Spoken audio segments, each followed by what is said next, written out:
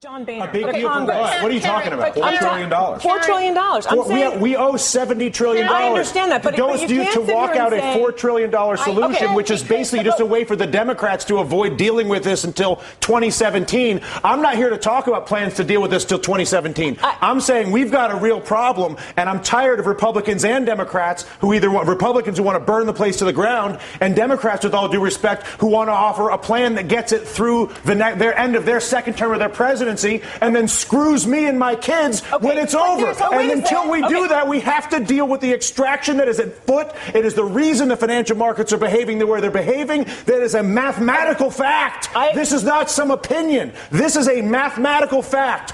Tens of trillions of dollars are being extracted from the United States of America. Democrats aren't doing it. Republicans are not doing it. An entire integrated system, financial system, trading system, taxing system that was created by both parties over a period of 2 decades is at work on our entire country right now. And we're sitting here arguing about whether we should do the $4 trillion plan that kicks the can down the road for the president for 2017 or burn the place to the ground, both of which are reckless, irresponsible, and stupid.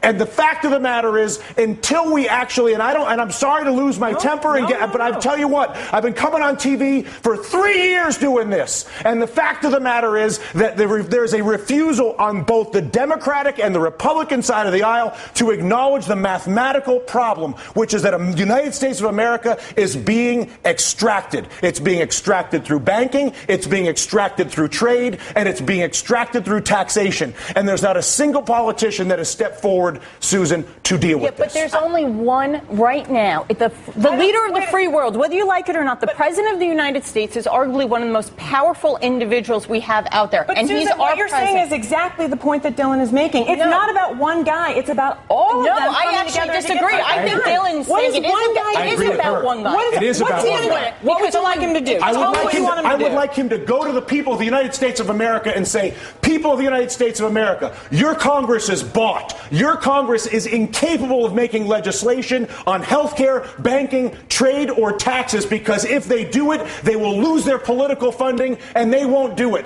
But I'm the president of the United States, and I will have a country that is run by a bought Congress. So I'm not going to work with a bought Congress and try to be Mr. Big Guy. I'm working with the bought Congress. I'm going to abandon the bought Congress like Teddy Roosevelt did, and I'm going to go to the people of the United States, and I'm going to say, you've got a bought Congress. And until we get rid of the bought Congress, which is Jimmy Williams' constant point, which is get the money out of politics, and until a president says that's the problem and says he's going to fix it, there is no policy that I can possibly see, no matter how brilliant your idea may be, or your idea, or my idea, or her idea, or your idea at home, is that idea will not happen as long as there's the capacity to basically fire a politician who disagrees with me by taking funding away from him. Is that a fair assessment?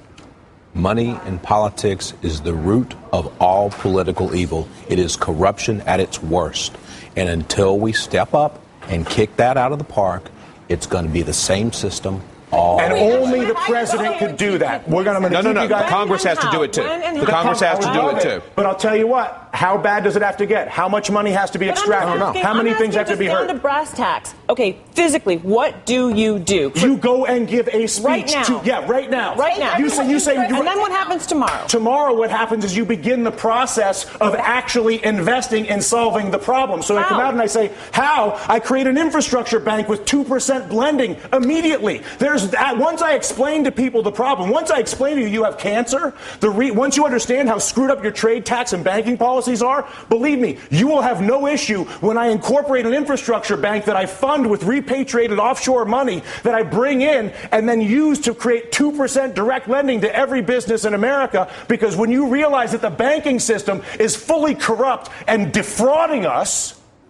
and I come out and say that, which is what I want my president to do, that at that exact moment I say, you know what, we got a screwed up situation here, people. You all know it, and now what? I'm going to admit it.